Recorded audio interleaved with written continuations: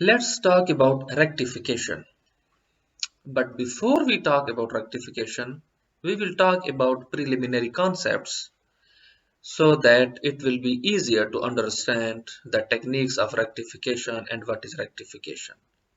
In our daily life, we take energy from different sources. For example, if you want to play with your electric toy, you may need to insert batteries into the toy so that it can be turned on.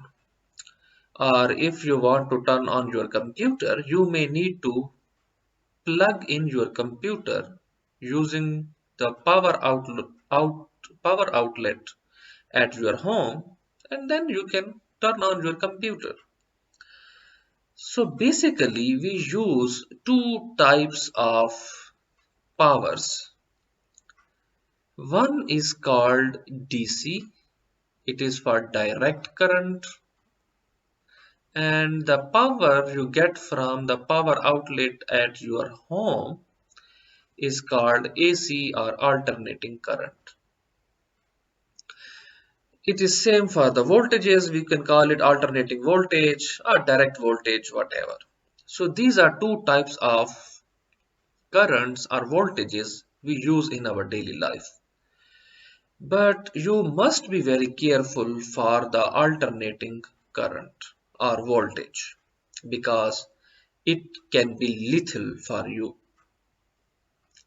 DC currents or DC voltages are not that dangerous, and I can give you some examples. For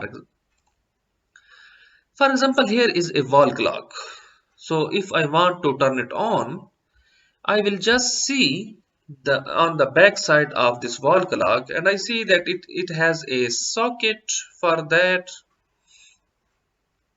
and I will just insert the battery with the right size and right voltage. For example, size of the battery is AA 1.5 volts. I will insert it and the clock will start working as usual. Similarly, here is a LED lamp, and I can insert three batteries of AA size and each has 1.5 volts and it starts working. I have no problem with that. So you see, normally we deal with the DC or direct current power supplies. Battery is a power supply and it is a direct voltage. For example, if the voltage of the battery is 1.5 volts, then it will just give 1.5 volt.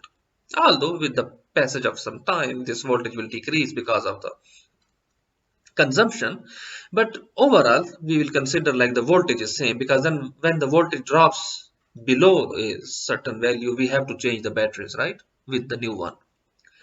So these are the examples of power supply which we call it direct current or direct voltage. And property of this voltage is that it doesn't change. If you apply 1.5 volts, it will remain 1.5 volts. And you already know the structure of a battery. It has accumulation of charges in two chambers, or one chamber is ground and the other has some charge, and then there is a potential difference across the two chambers. I can help you to understand this concept with the help of an animation. Here we have a battery, and remember, the battery represents a DC current or DC voltage because the voltage it gives is just along the current flows with the battery is in along one direction in one setup. For example, you can consider battery as it consists of two chambers and then there are charges in those chambers. So when the voltage across the two terminal, for example, here is the positive terminal of the battery and we usually call the other side of the battery as negative terminal.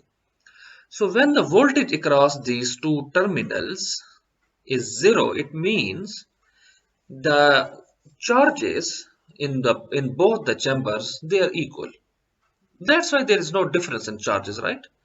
Because potential difference represents if there are unbalanced charges. For example, in one chamber charges are more than the other, then we can call it that there is a potential difference. And when we will connect these two terminals, current will start flow, because we know when there are some charges, they want to end up at the equilibrium, so they will transfer, and then once the charges in both chambers are equal, it will just stop. The current will stop, and we can say that now there is no potential difference across the terminal. So now here I have a bar where I want to increase the voltage. So first I will move to the right side. It means I will increase the voltage in a positive. I want to establish a potential difference across this battery, a positive potential difference plus V. So I am increasing, and just see that what does it mean. It will actually show you, like when I will increase the battery, increase the voltage, for example, you see, it means I am bringing an electron to the other side of the terminal. So now you can see on the scale that a potential difference or voltage can be measured across the terminals of this battery, because you saw when I just increase the bar to the left, you saw that someone he picked up a charge from this side and he placed it on the other side. So now the distribution of charges is not balanced. There are more charges on the right chamber than on the left chamber. So it means a voltage has been established between the two terminals of the battery. Now there are more charges on the right side, and if you want to, if you connect one terminal of the battery with the other terminal of the battery through a conductor, the charge will immediately flow through the wire and it will go back to the left chamber as it was there before. And this is what constitutes a current. Now I will just increase, and you see that when I increase, I have to do some work, and I will bring some charges from the left chamber and bring them to the chamber on the right side or negative terminal of the battery. And if I want to do that, I have to do some work. It's not that easy like it is happening in this animation. So once I increase the potential difference or voltage to the maximum value, it means I have a lot of charges in the right chamber, and the left chamber is almost empty, or we can call it a ground, because there are no charges in the left chamber. So now I can call it, this is ground, and here I have certain voltage. I can call this terminal as negative terminal. And when I connect these two terminals through the wire or through any component, or when I, for example, put this battery into a wall clock, the current will flow and then it will pass through the components. Whether there is a motor or something, it will drive the motor. The current will flow to normalize this distribution of charges, because these charges now want to go back to the chamber in the left side. Now here is the point. When I want to, for example, if I connect these two terminals, positive and negative, then of course the voltage will slowly decrease, because charges will start flowing through the conductor and then they will go to the left chamber, and then this is, you can see that now the voltage is decreasing because the difference between the two chamber is decreasing, difference in the charges. So here I want to observe one thing, that if I go to the left side, you see, when I move to the left side, it seems like now the voltage is reversed. You see, the positive side of the battery is now on the right side and negative side is on the left side, and you can see the potential difference is negative. So it means a negative potential difference means interchanging the terminals of the battery. This is very important point. When I say that negative voltage, it means that I am reversing the terminals of the battery. When I say positive voltage, there is some setup, right? And when I say the negative voltage, it means the terminals of the battery have been reversed. So now we are back to our slide. So you see that how the battery works and what is a potential difference or voltage of the battery. We measure it in volts, and what does it mean? You know that charges are accumulated in one chamber and then other chamber is empty, and this is what creates a potential difference across the terminals of the battery. And you see know that if I have, for example, I mentioned somewhere that there is plus 1.5 volts potential difference, and then at another occasion I say the potential difference now is negative 1.5 volts. It means terminals of the battery have been reversed, because virtually it means something like that. And when you want to insert these batteries, you have to be very careful about the terminals, because you have to insert this battery in the right orientation, otherwise the flash light will not light up, because a direct current flows only in one direction, at least in one setup. So at the beginning I told you that the DC, when you are dealing with direct current or direct voltage or batteries like that, or if you are using a power supply, sometimes we use a power supply like this. These are the example of direct voltage or direct current. They supply direct voltage. So if you don't have a battery, you can use a power supply. Usually we have these power supplies in the laboratory. And I told you that it is safe to deal with these power supplies. Now we have another type of power supply, which we have power outlets at home. So you use them to light up the bulbs at home, and you use it for many other purposes. So what is the difference? Because I gave you two examples where you can use these batteries, and these are the examples of direct powers, direct voltage or direct current. And we can also get a power supply from the power outlet at home. So what is the difference? And I told you that this, don't play with these power outlets or this type of power source, because it could be lethal. And there is a confusion, because when you buy a battery, you know that what is the voltage and what is the size, and there is no confusion. You just insert the batteries into the component, whatever it is, and it will start playing.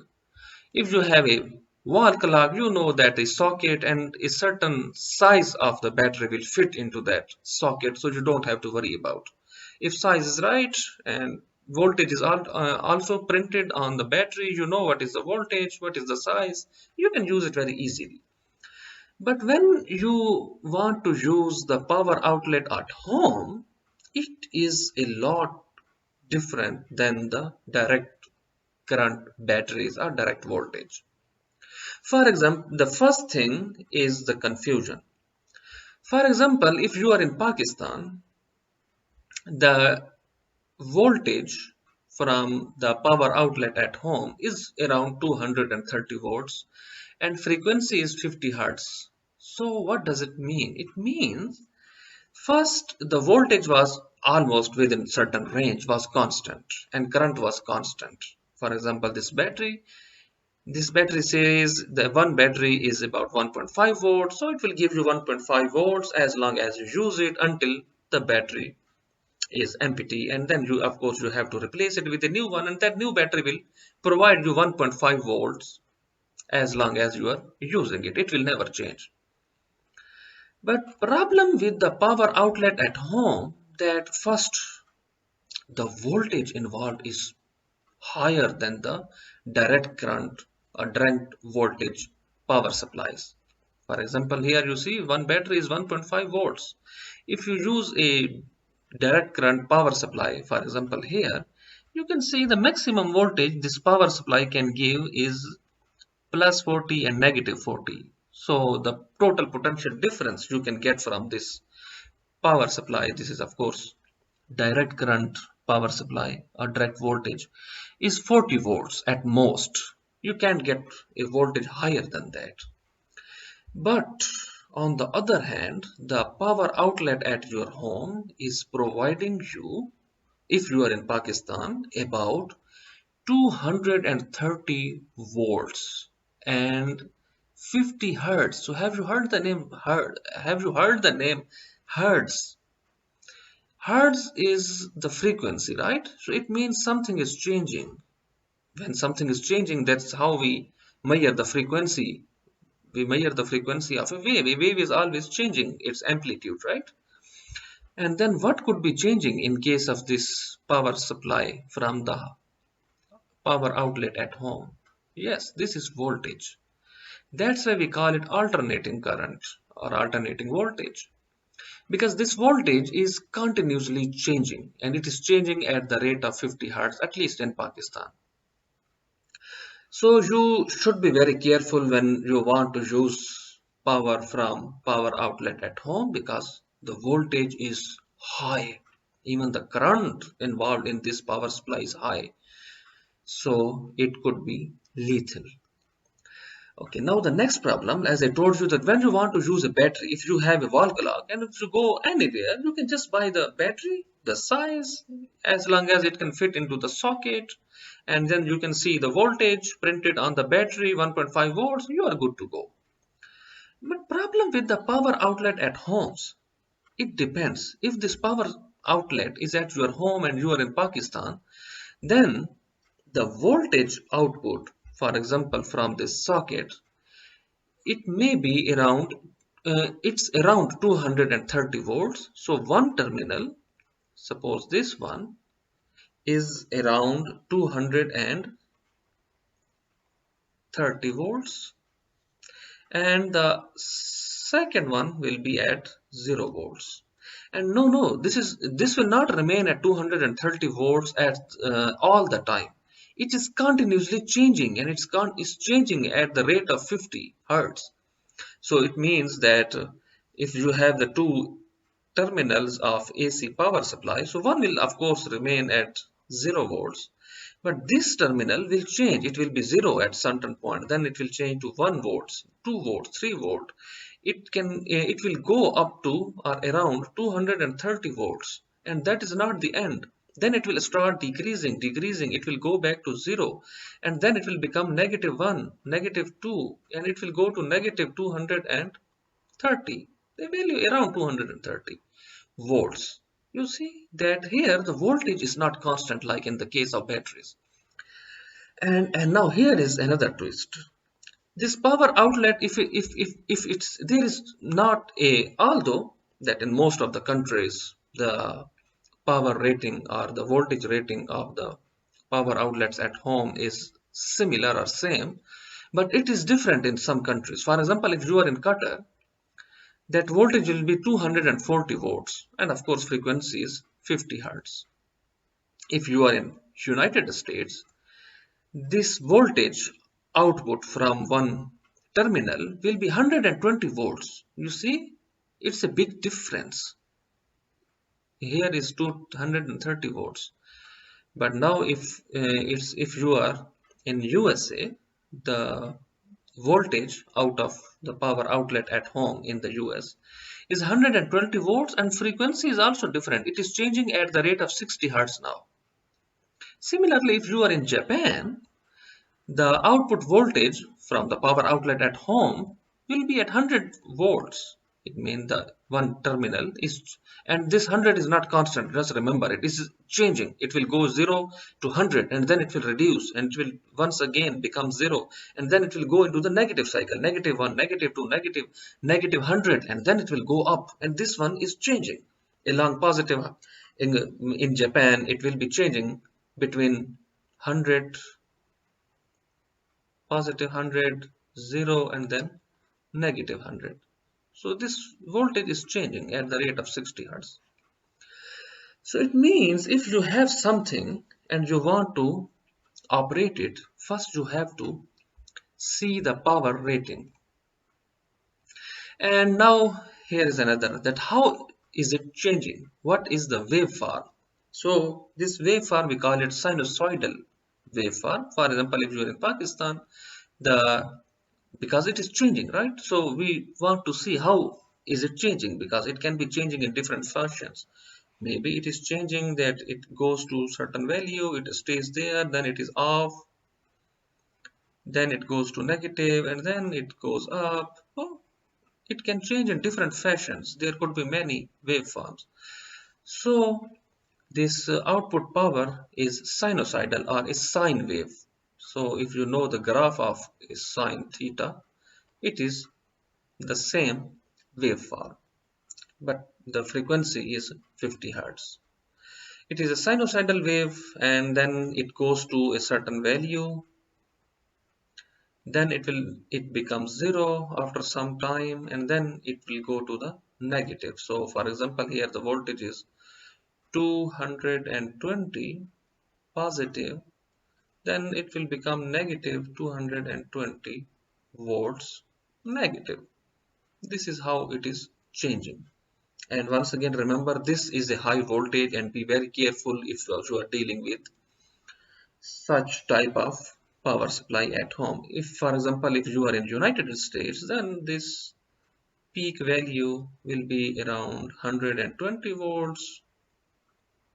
Here it will be negative 120 volts, and it is still sinusoidal wave, and this is how you are getting the voltage. It is changing, although the voltage is reduced, but still it is dangerous. So now here you can see that what will be the case in Japan, that the maximum it will go to 100 volts. Similarly, it will go to negative 100 volts, and this is how it will be changing the power outlet. So now here is the point. If you want to use something and you want to take power from the power outlet, you have to consider two things. First, see the power output, the power rating of the component. For example, this is my mobile phone charger. So before I can use it, I have to check whether I can use it at the power outlet at my home, because I told you that power outlet, it depends where is your home. If you are in Pakistan, it's different. If you are in USA, the output power from the power outlet at home, it's different. So this is the reason that here is my mobile phone charger, and you see that here I can see the power rating. So you have to check it before you can plug any component into the power outlet.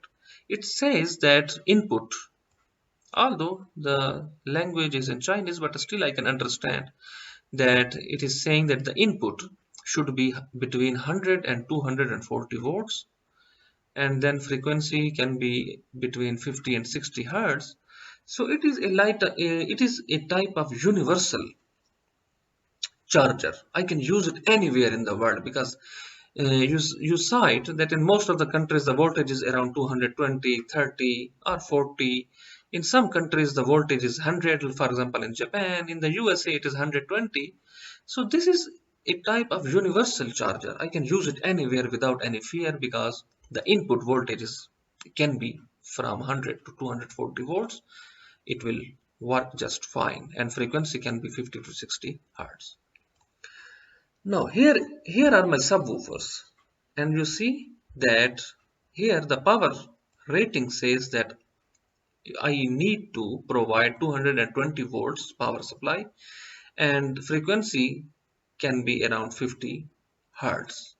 So it means if I bring my subwoofers to USA and I plug them into the power outlet at a home in the USA, they will not be operating, right? Because the power at the USA will be 120 volts. But now these subwoofers are saying that they should be operated at 220 volts and 50 hertz. Although 60 hertz and 50 hertz are very near to each other and it won't make much difference, but voltage is different. So it means I have to do something if I bring these subwoofers to USA. Now what will I do if I want to use them? It means I need something to change the voltage from 120 volts, and I need something which, if I give this voltage as input to this component, it will give me 220 volts, like the rated power which is written on the subwoofers. And let me give you one more example. This is my heater, and it came from Japan, as you can see. And when I was trying to use it, I checked its power rating on the back side, and you can see that language is in Japanese, but you should be able to understand what does it say. It says that the input power should be AC alternating current, and it should be 100 volts. But now I am in Pakistan, and I know in Pakistan the voltage I get from the power outlet is around 220 volts or 230 volts. I will tell you that when the voltage is changing, so it is not easy to tell you the number, because I told you 220 volts. It is not constant, right? It is changing 0 to 220 or 30, and then it will go back to the negative cycle. So it's not easy to convey the number. And there are different ways we convey the number. For example, peak to peak value, or RMS value, which is root mean squared value, or true root mean squared value. There are many techniques we convey this number. So this number may be a little bit different. It depends on the technique how we measure the quantity, because voltage is changing. So when I wanted to use this heater in Pakistan, I checked the power supply, and I was shocked that it says I have to operate this heater at a voltage, alternating voltage 100 volts. So now what could I do? Then I found a solution. First, I checked the output voltage from the power outlet at my home. And here is the voltage, a voltmeter. And it told me that the voltage is around 240 volts from the power outlet at my home. So don't be confused, like sometimes I am saying the voltage should be in Pakistan 220 or 230, and here my voltmeter is telling me 240 volts. I told you that this is the slightly different values are due to the measurement technique. My voltmeter is using a true RMS technique to measure this voltage, because voltage is changing. And when a voltage is changing, I don't know how can I convey the quantity, like how can I tell you what is the voltage from the power outlet, because it is changing and it is sinusoidal, right? And if it is changing, how can I tell you what number should I tell you, whether the peak or peak to peak, this difference, or maybe you can say that the average, because if something is changing, usually we take the average, and I tell you that average will not work with this sinusoidal wave. You will always get a zero value. And then there is a technique, they call it RMS, root mean squared, and then this voltmeter is using true RMS. This is another technique, and just leave them at this moment. And so my voltmeter told me that the power outlet from my power, the voltage from my power outlet is 240 volts around. But you remember, the power rating on the heater told me that I need to give 100 volts. So this is what I did. The output voltage from the power outlet was 240, and then I bought a transformer, and that transformer is giving me now 120 volts about, and the power rating is 100 and 120. It's not much different. There is very little difference, and most of the devices, they have a tolerance level around 10 to 20 volts. It means if the voltage goes above 20 volts or below 20 volts, the component will just operate without any problem. And you see that the the voltage output from the transformer is 120, but you can see on the left the output was 240. So I use a transformer, and you know that transformer can increase or decrease the voltage. And this is how I used this heater at home. So let me talk about the voltage. I told you that for a sinusoidal voltage, and just forget about this scale, this because it depends. When if the voltage is 220, this maximum value will be at 220, or if the output voltage is 100 volts, then this value will be 100 volts. It will change, but here is just, these are just arbitrary values. Shape of the curve will be like this. So the first problem is how to convey the value, that what is the voltage, because voltage is continuously changing. It was 0 and then it is increasing, it achieves a maximum value, then it goes down, and then it goes to the negative cycle, and then it becomes 0, and this keeps on repeating. And I told you that average will not work. For example, when you take the average, you take different points, right? For example, you take here is 1, but when you take here is -1. So for all the values in the positive cycle, you will have all the negative values in the negative cycle, and same values but only with a negative sign. And when you take the average of all of these values, for example, if I take example +1, -1, and this is true for every number you pick up along this curve. Whatever you take, there will always be a negative number. It will come from the negative cycle. And of course, when how many numbers are there, n, and you will always get a 0 value for the average, because you know when values are changing, usually we get the average of those values to convey the number, a single number. So that's why there have been some other techniques to convey the number, and like for example peak to peak, or the root mean squared, and this is not currently our topic, so I'm just skipping that detail. One more important thing, that when we have a battery, we can have three terminals. For example, a negative terminal. Then we have a ground, which we consider it as a reference point for both negative and positive terminal. And here we have a positive terminal. And it is different. For example, if I connect a positive terminal of the battery with the ground, so just imagine through a resistor, the current will flow from the ground to the positive terminal. So this is the direction of the current. But if I connect the same resistor between ground and negative terminal of the battery, now the current will flow in this direction. In the first case, current or charge was coming from the ground to the positive terminal, but here current is going into the ground. So this is the difference. Now current is going into the ground terminal, but in the first case current was going out of the ground terminal. So when I am talking about positive and ground, I can consider that this is a positive terminal and ground is negative terminal.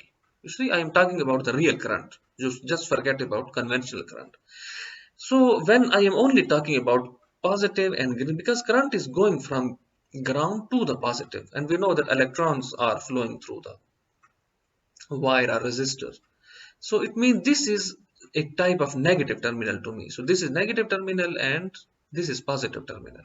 But now just forget about the first case. When I am talking about ground and negative, now current is flowing from negative to the ground, because here I have some electrons.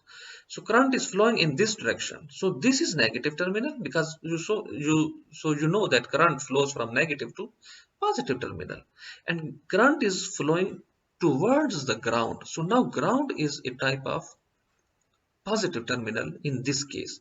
When I have ground and negative terminal, then ground is positive.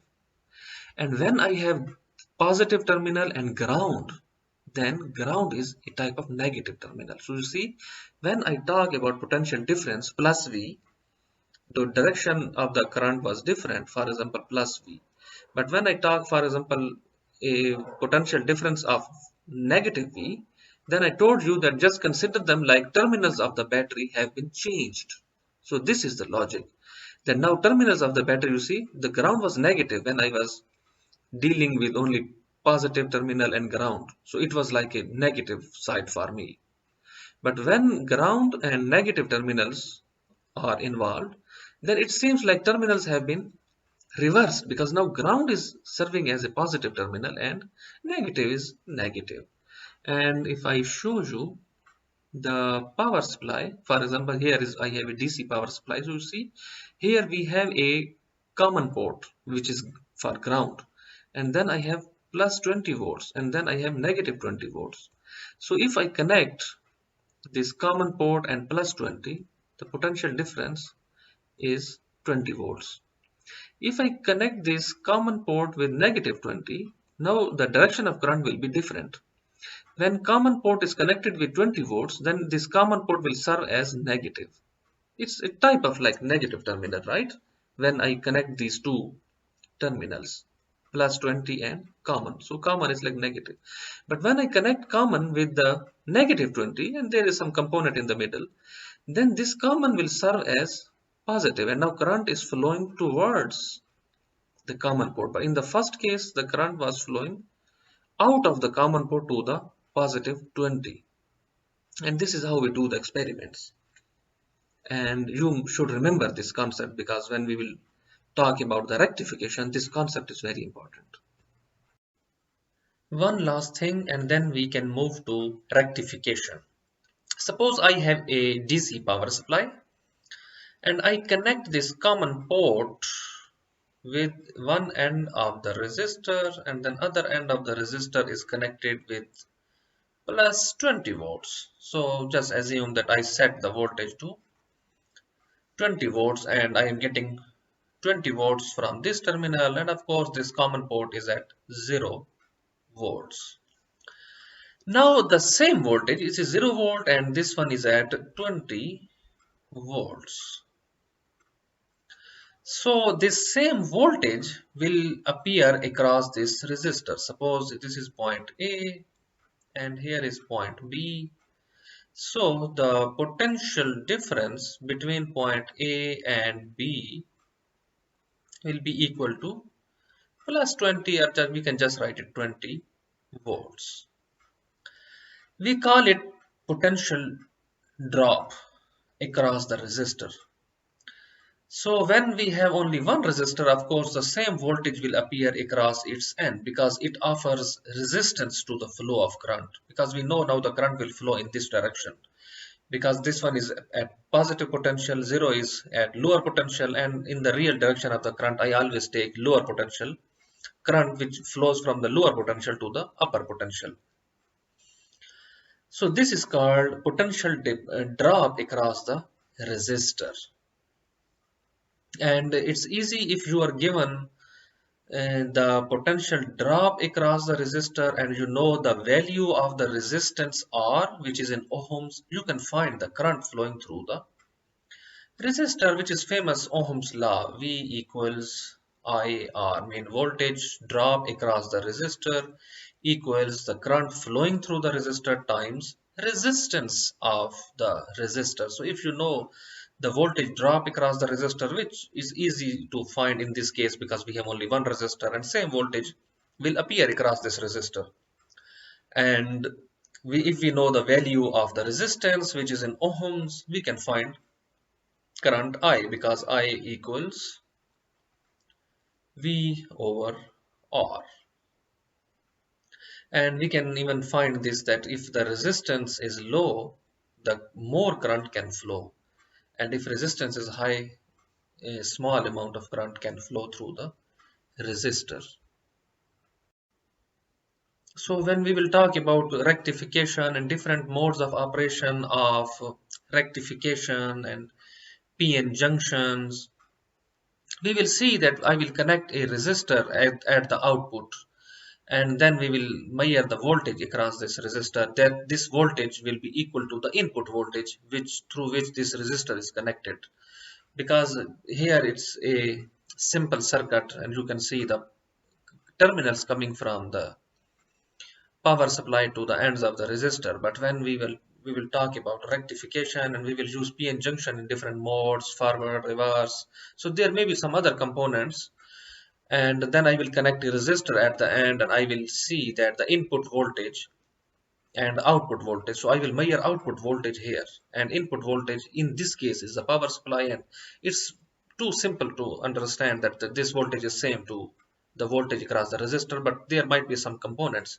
in between. For example, there may be a PN junction along one line, whether this or that, and then we will see that what is the input voltage and then what is the output voltage, because we will compare input voltage and output voltage after the current flows through the PN junction.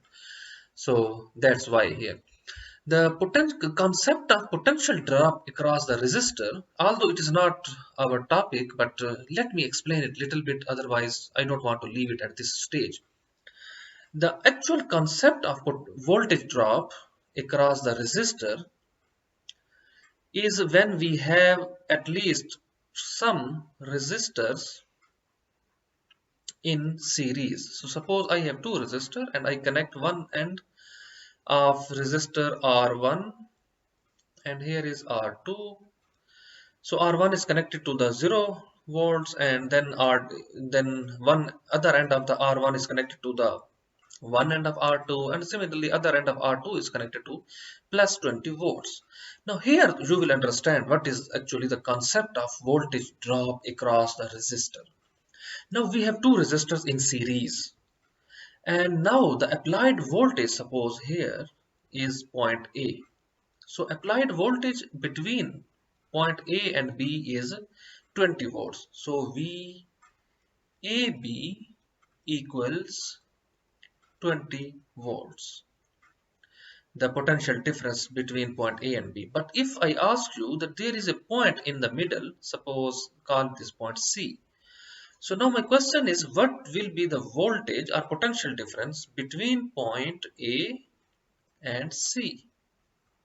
Can you tell me what will be the voltage? So here comes the voltage drop, the concept of voltage drop. We have a formula that this VAC, V voltage drop across the resistor R1, because we are measuring the potential difference between. So this potential difference is actually across the potential, the resistor R1. So this potential difference across R1 will be equal to V in. V in is the voltage, applied voltage, which we are giving from the power supply, which is in this case 20 volts. So V in times R1 over R1 plus R2. This is called voltage divider rule. It says that now the voltage across R1 is not same. It's not 20 volts. It will be divided between these two resistors. And how it will divide, this is the rule.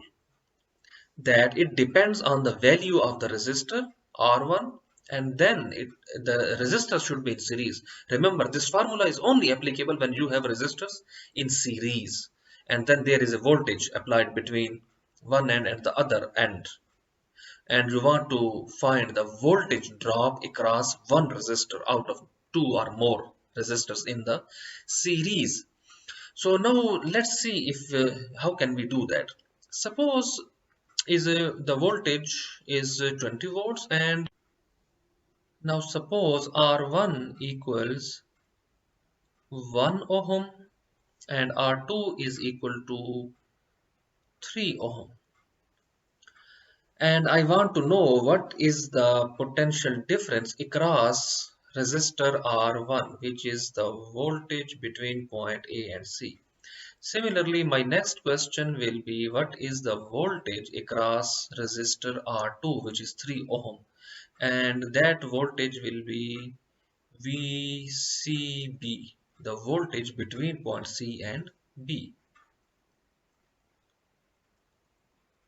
So according to this rule, I can find that V, the potential difference between point A and C, which is actually the potential across R1, and this is the voltage drop.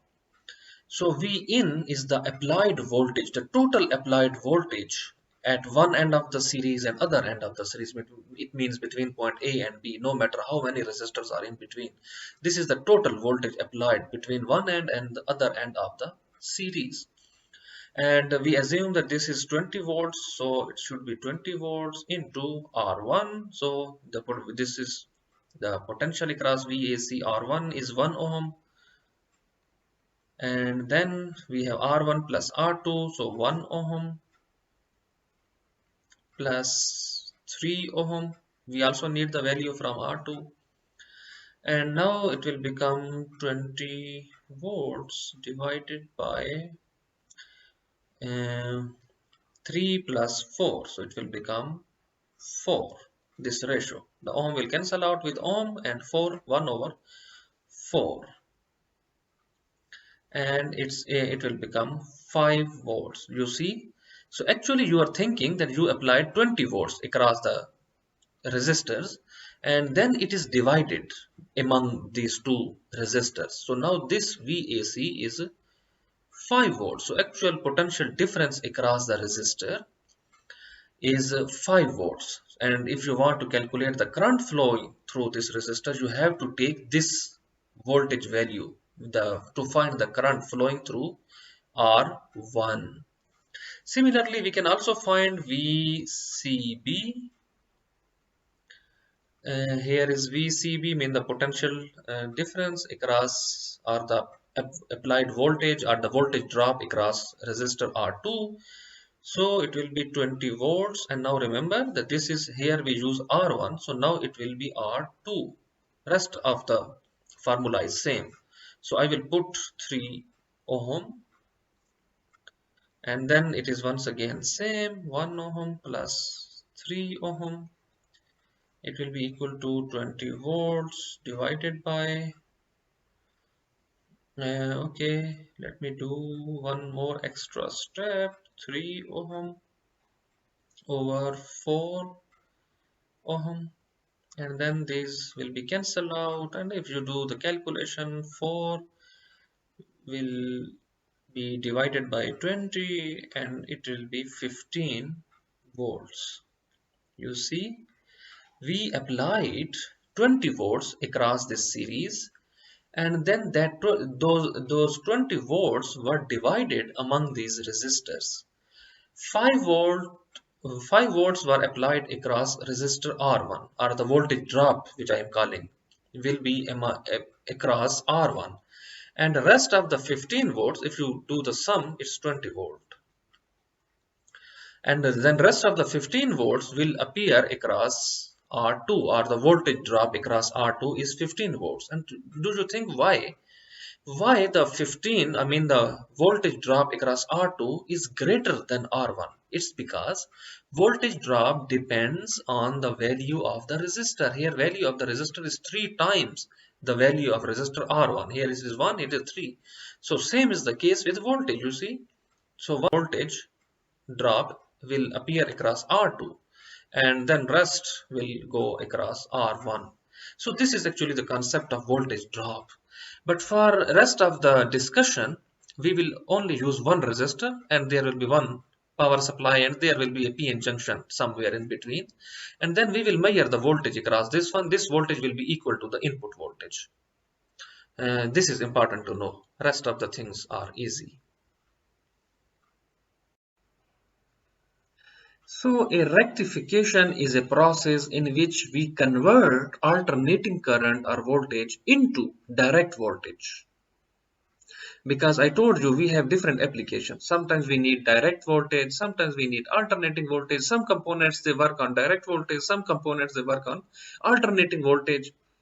And for alternating voltage, some components work at different voltage levels. So for that we have transformer, like I used a transformer to use that Japanese heater. But sometimes we need a DC or direct voltage, but the available power is AC or alternating. Then is there any way to convert the alternating voltage into direct voltage so that we can use that component? Yes, so this process of changing the direct voltage changing of alternating or changing voltage into direct voltage is called rectification. And to do that, we need a PN junction. So here I have the pictures of PN junction. So I will show these pictures along with the symbol as I promised before, so that you understand what is going on inside and what is the structure, and you can remember the structure very well. So here I have N type on the left side, P type on the right side, and you can see the symbol. Here I have P type on the left side and N type on the right side. So I will just use these two figures in the forthcoming discussions to show how can we change an alternating voltage to direct voltage. So I have a PN junction. Here I have a P type, here is the N type, and here is the power supply. One is ground and other is of course changing a sinusoidal wave, and voltage level can be any. We can use transformer to change the voltage to any level we want. So that is not the point of our concern right now. Right now we want to understand what will happen if I apply this voltage to the P type.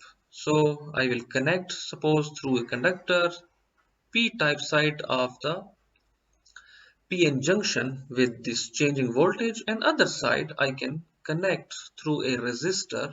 Just imagine that this resistor has infinite or very high resistance to the ground. So now what will happen? Because now it is not direct voltage, I mean voltage is changing, so we have to see different scenarios. Okay, so initially voltage was 0 and then it is increasing. For example, it was plus 2 at certain point here. It was plus 2 volts. So now what will happen if when the voltage was at plus 2 volts? So let's freeze that moment.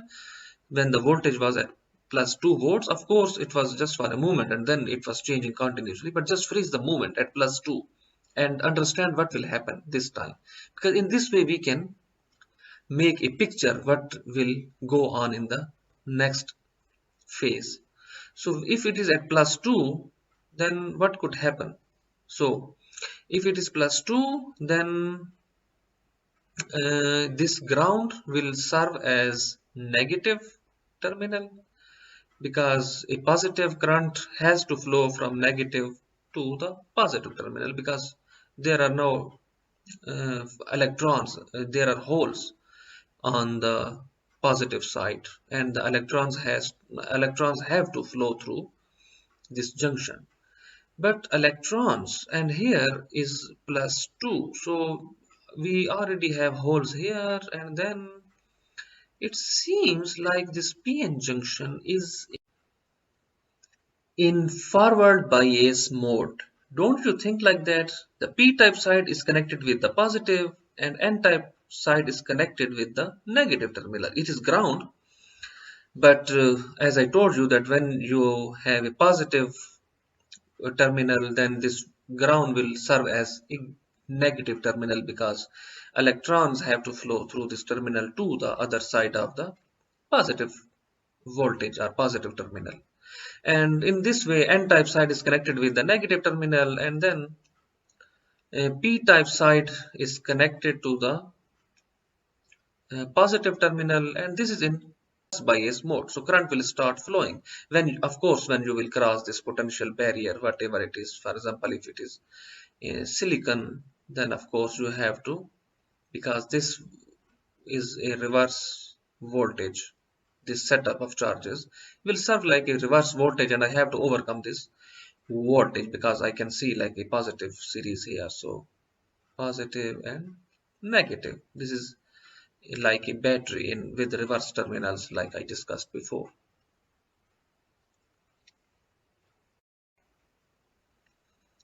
So current will try to flow through this resistor because this PN junction is in forward bias mode. So let me try to map the voltage across the resistor, V across the resistor.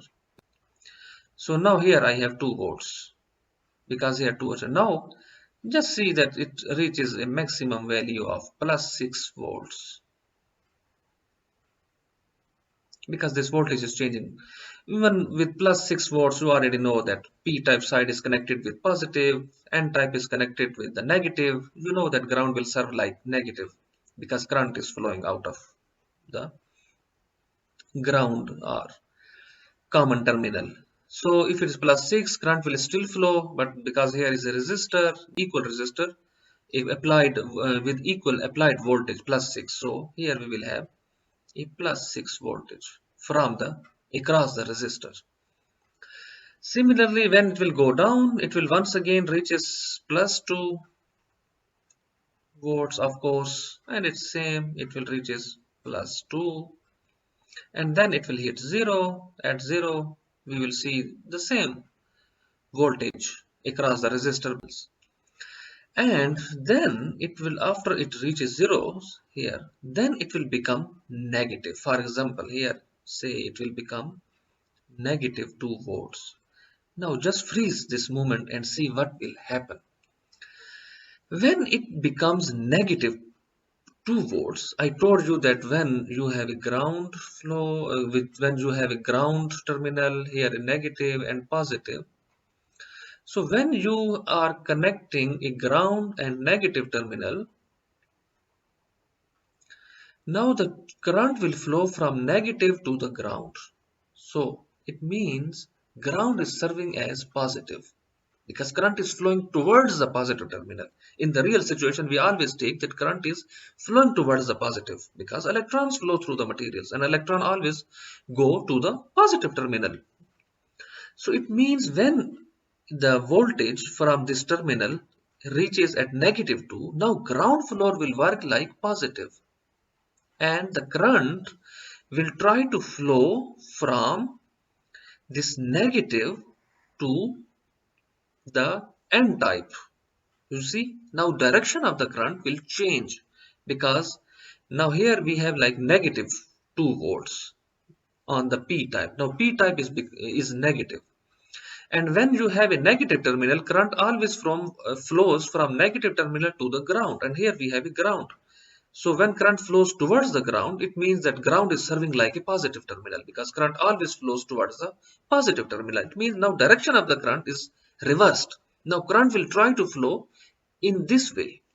It will start from P type, and then it will want to cross the barrier, and then reaches the N type, and then end up at the ground terminal or the common terminal.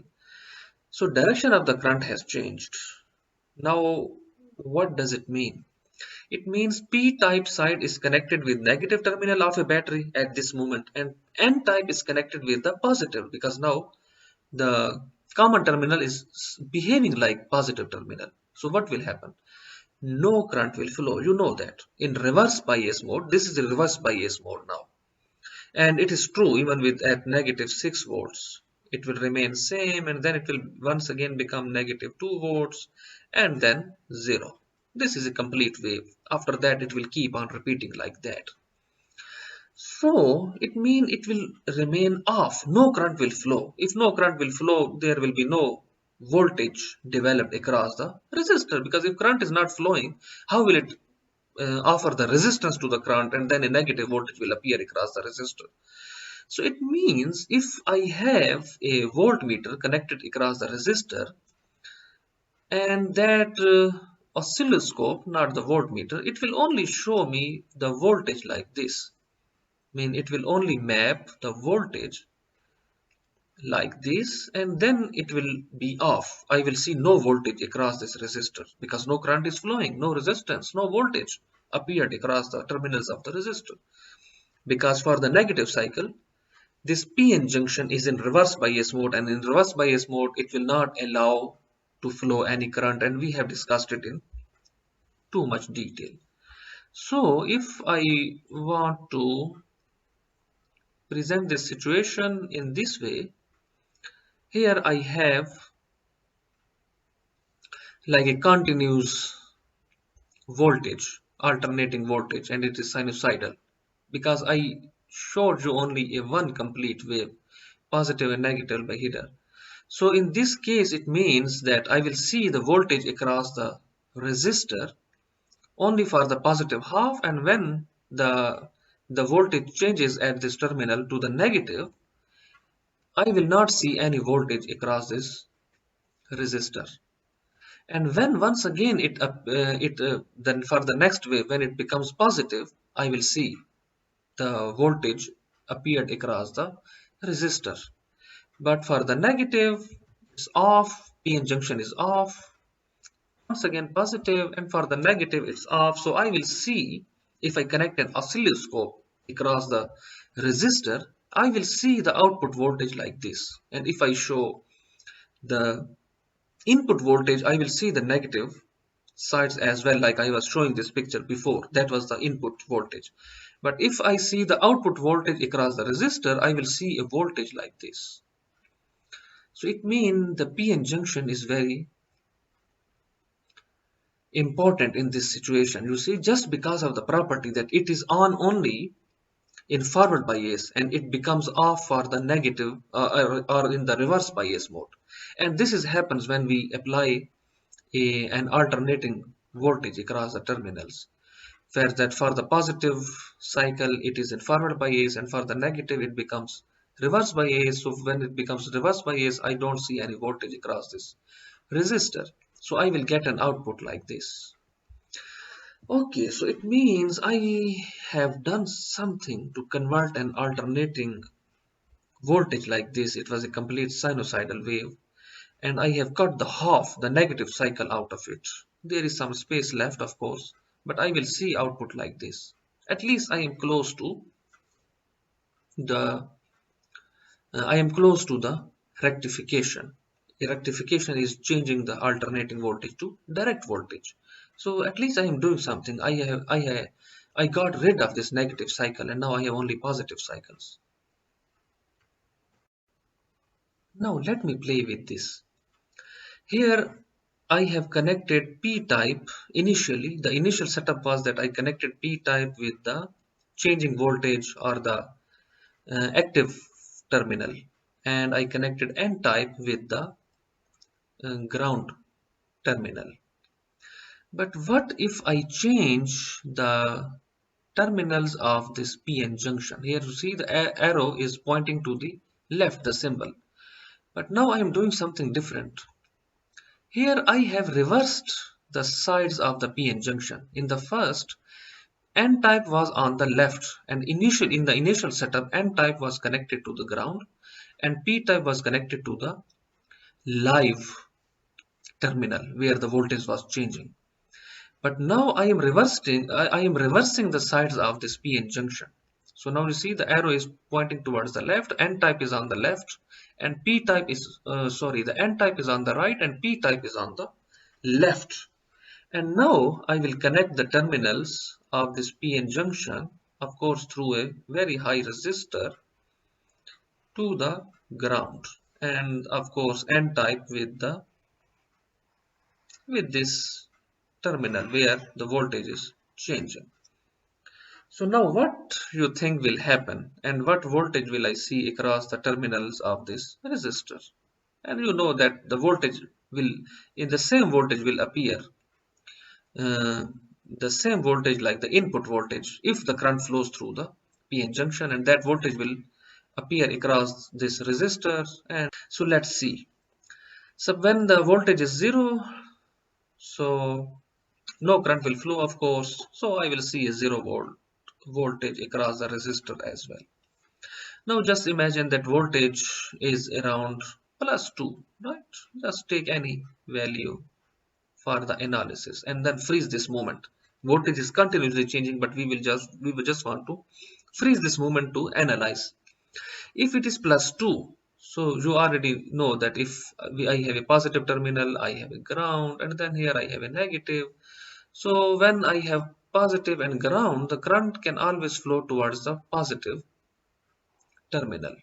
So it means it is positive and this ground is like negative terminal. So now it is acting like a negative terminal. And I have connected positive terminal with +2 volts. Just imagine that it is a +2 volts. Although it is just for a very short moment and then it will keep on changing. But we are freezing the moment. So N-type is connected with the positive terminal and P-type is connected like with the negative terminal of a battery, and it is in reverse bias mode. So if it is in reverse bias mode, you know that the PN junction will not allow to flow any current. So I will not see any voltage across the resistor. It is 0 and then 0, 0, 0. And in fact, this is true for the whole positive cycle. I don't want to repeat all the detail again and again. So you can imagine that for any value, even for +6, volts, this ground will serve like negative, and p-type side is connected with negative terminal, n-type side is connected with the positive terminal of a battery, and it will remain in reverse bias mode because that is a reverse bias mode. Now what will happen if when it crosses this 0 and then it goes to -2? So you know that when we are dealing with ground and negative terminal, the current will always flow from negative to the ground because this negative side has electrons to send to the ground floor. Then this ground floor will work like a positive terminal because current is going into the ground terminal. So it means now the n-type is connected with the negative terminals of the battery, and p-type is connected with positive terminal of the battery. So I will see a voltage across this resistor equal to -2V. So I will get some voltage here with at -2 volts across this resistor. And now it's easy to imagine even at plus 6 volt, the -6 volts. mm, and still the n-type side is connected to the negative terminal of a battery, and p-type is connected to the positive because ground floor now will act like a positive terminal, and I will see a voltage plus 6, oh sorry, the -6 volts,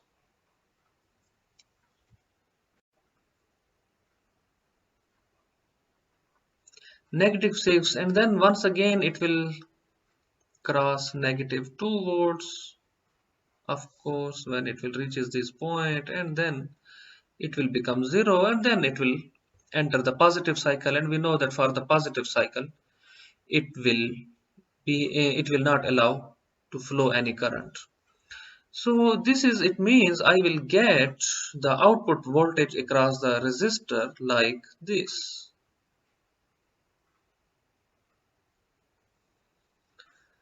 So here the situation is interesting, and let me see that when I change the terminals of the PN junction, here I have the input voltage. This is the input voltage, of course, it is changing positive cycle, negative cycle, positive cycle, negative cycle, and it continues like that. But at the output, when the applied voltage across the N side is positive, because then N type is connected with positive and then P type is connected with the negative, and this is in reverse bias mode. So it means I don't get any voltage across the resistor. So this is gone. When input voltage is positive, it is gone. When input voltage is negative, I will get this voltage because when the input voltage is at negative during the negative cycle, the PN junction is in forward bias mode. Once again, for the positive cycle, I will not get any voltage because the PN junction will not allow to flow any current.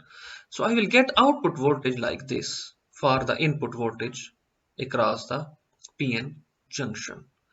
It means I am getting the same results, but now this time I am cutting the positive half cycle of the input sinusoidal voltage, and I am getting only the negative just because I reverse the terminals of the PN junction.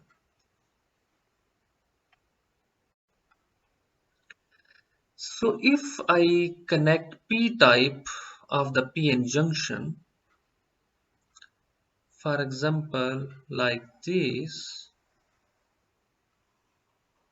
to the alternating voltage source, and I connect other side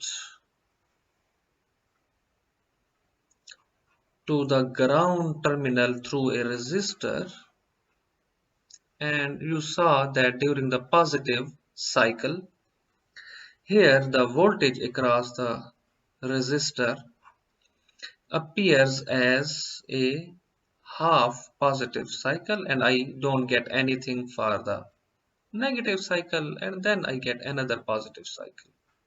And this situation goes on like that. Now I want to do an experiment. What if I have two PN junction diodes, PN, but now one is oriented like P type side is on the right side and N type is on the left side. But for the second, I reverse the terminals. Now here N type is on the right side and P type is on the left side. And now what I want to do, I connect one side of this PN junction diode with the voltage source and other side of this PN junction with the end of the resistor. What do you think will happen? Okay, let's analyze once again. During the positive half cycle, for example, +2,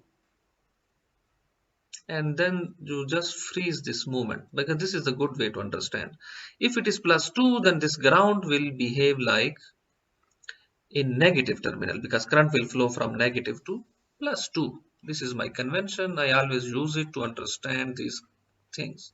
So if you connect these two terminals, current will always flow from ground to the positive terminal. So if current is flow towards, this is positive. So if current is flowing from ground, so it will act like negative terminal because a negative terminal has electrons.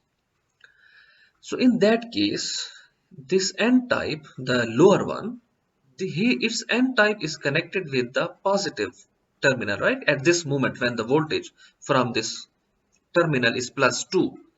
And its P type is connected through the resistor with the negative side. P type for the, let's give them the names. So this is diode 1 and this is diode 2, so that you will understand which diode I am talking about.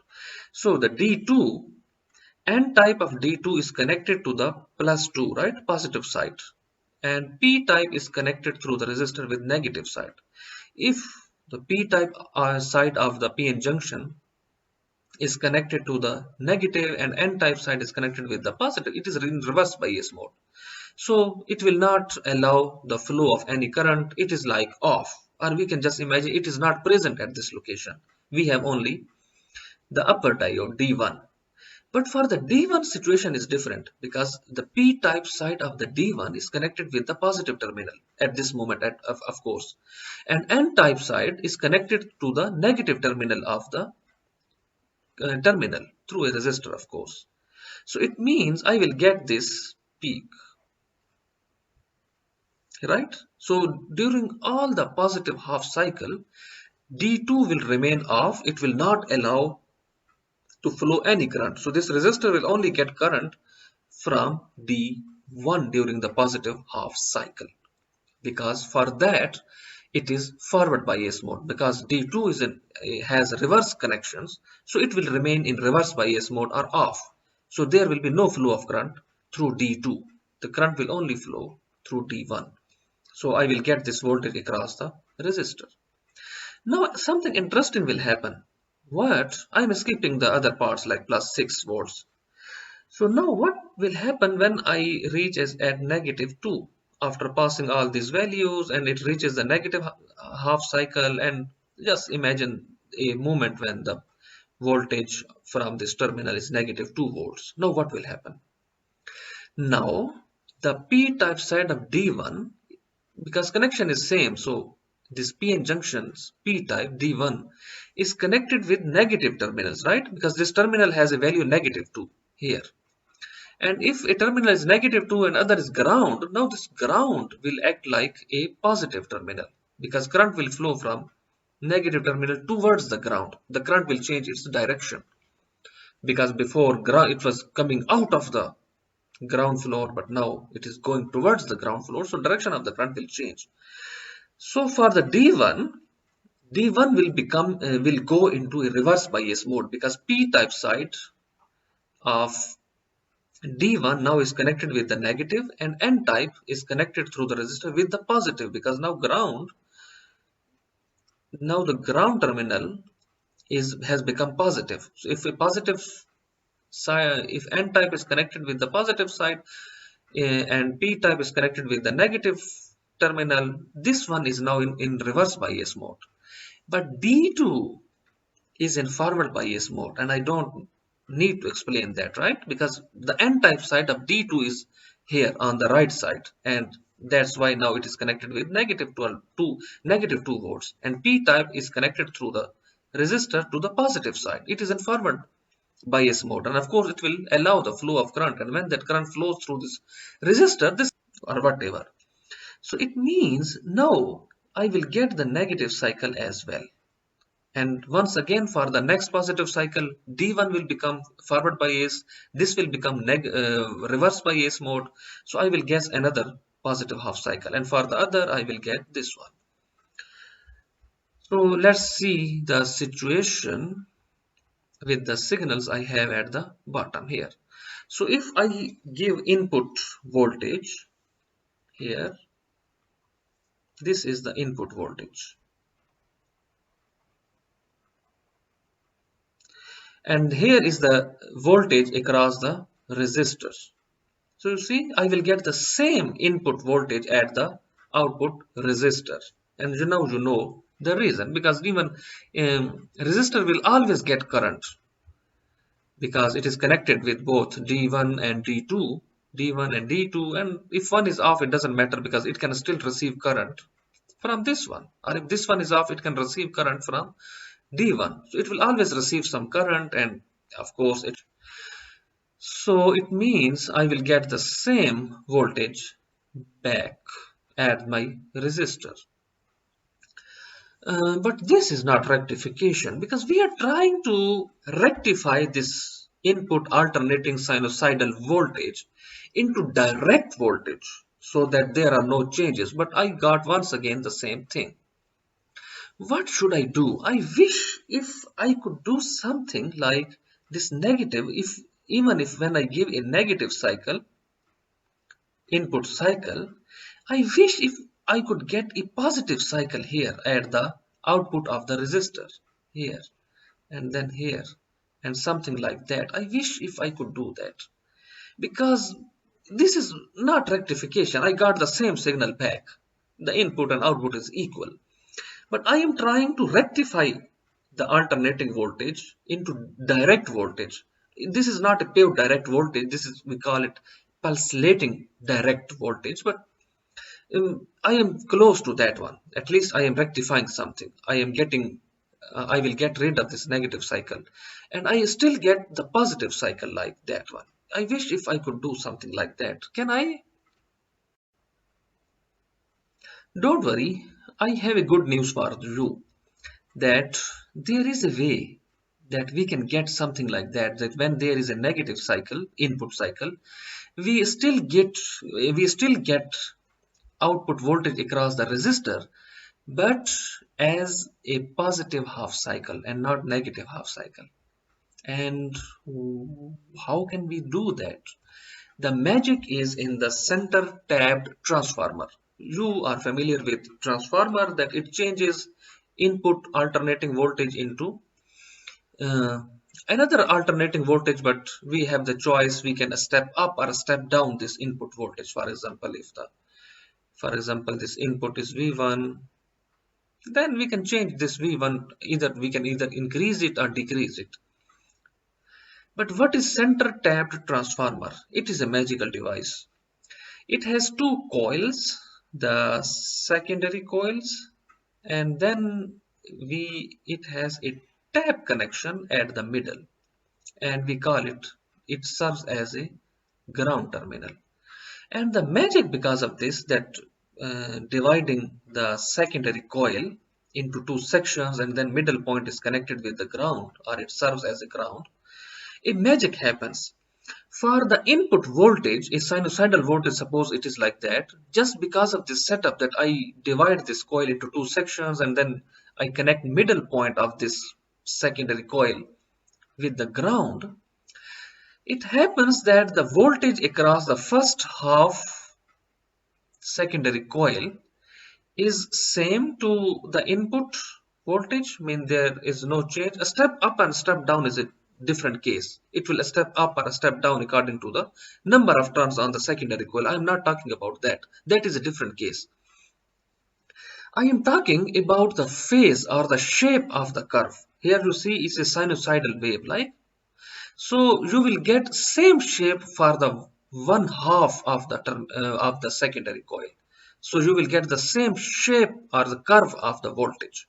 So a step up and a step down depends on the number of turns, and that is a different story. You can use that. It's not a problem because I told you we can change the voltage value. Either we can increase or decrease using a transformer, but this transformer is different. We change the secondary, we divide the secondary coil into two sections, and then we connect this a wire or a connection from the central part, and it serves as a ground. Now one half has the same shape of the curve like the input voltage, but second half is like this. It is, we call it, in technically we call it 180-degree out of phase. 180-degree out of phase.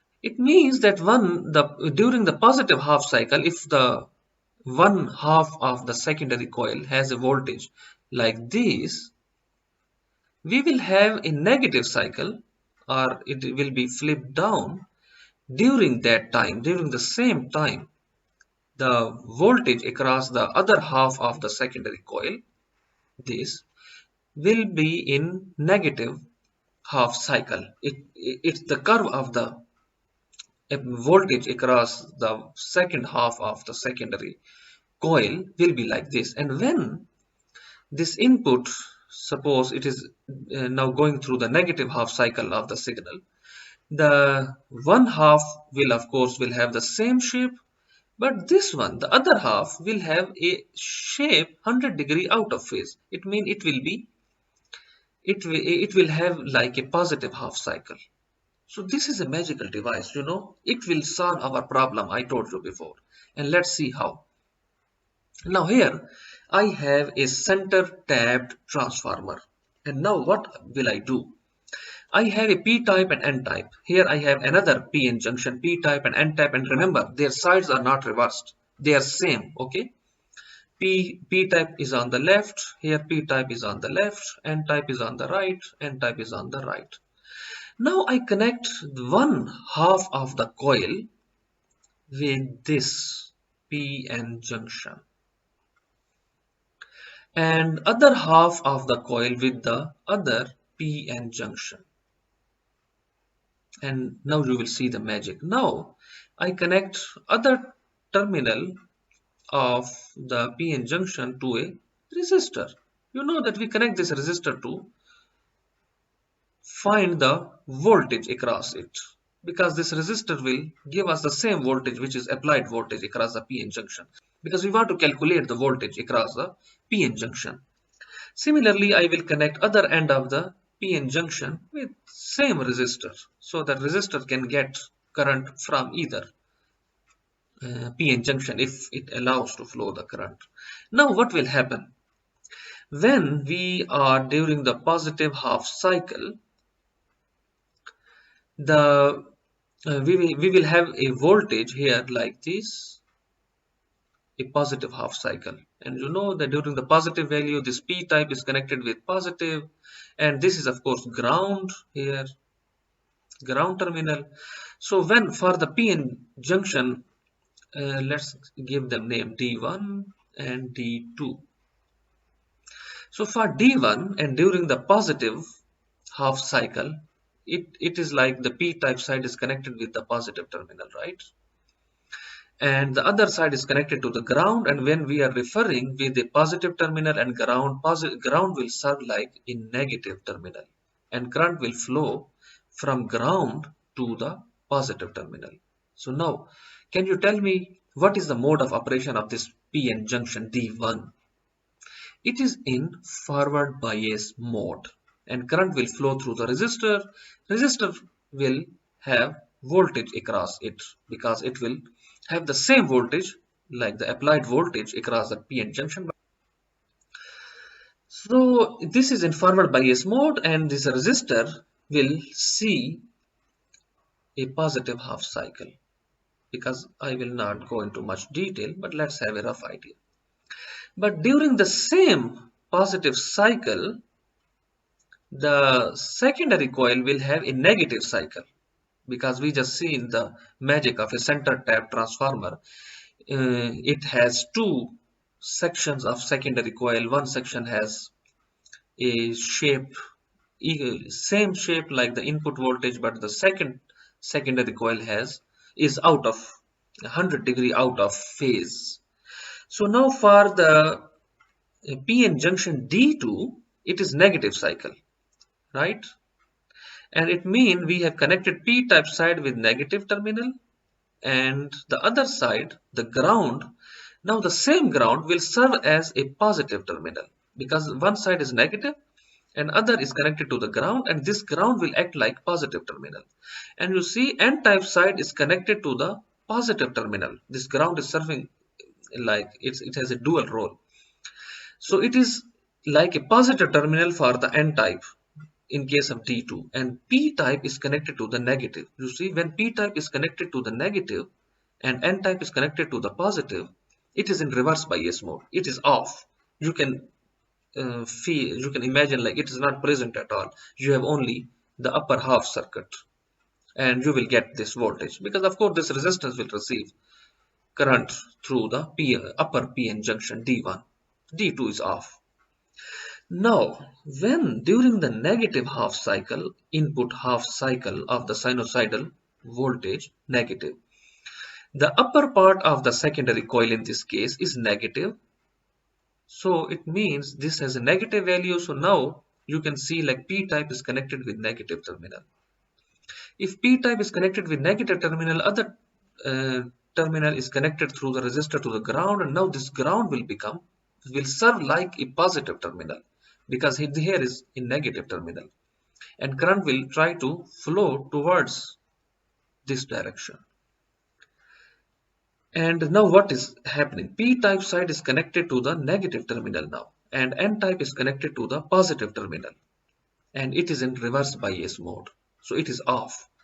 But because the center tapped transformer and its other half of the secondary coil, now its other half is 100-degree out of phase. So now this one, when this one is going through negative cycle and input is going through negative, the other half of the secondary coil is going through positive cycle. So it means now this terminal is positive. P-type side is connected to the positive terminal. And when P-type side is connected to the positive terminal, the other connector, this same ground will serve like a negative terminal. And now you know the reason why. So N-type is connected to the negative side of the battery. Battery is not the right word, so let's say negative terminal, and then P-type side is connected to the positive. So this one is in forward bias mode, right?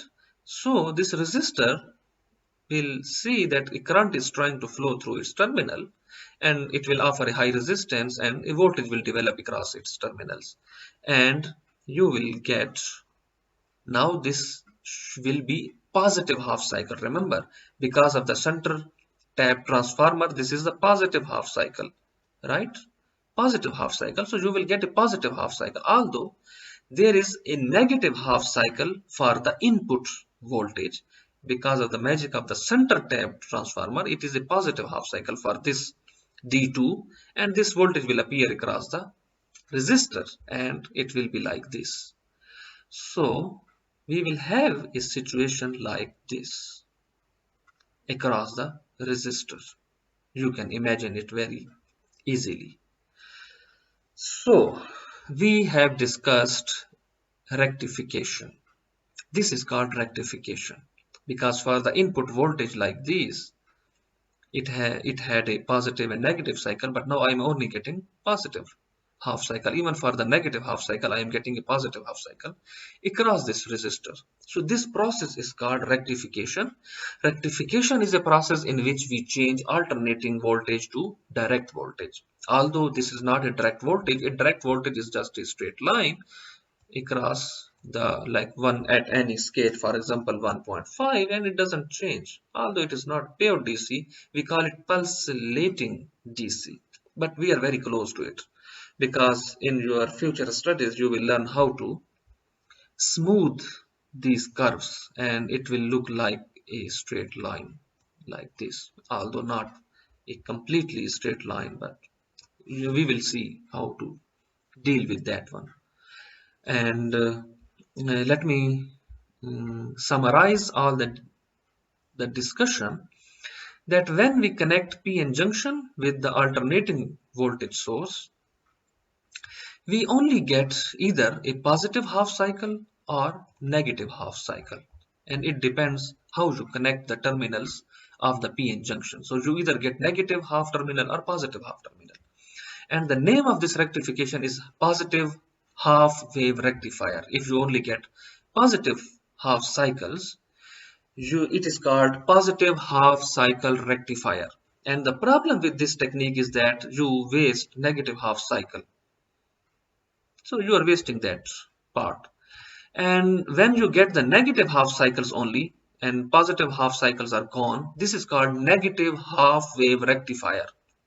And the technique I use, of course, this is not the technique where I use reverse PN junctions, but this was the motivative to rectify, because in this setup, you know that we got actually the same input signal. It is not rectification at all, but just by using the center tap transformer, we were able to get the output like this for a sinusoidal input.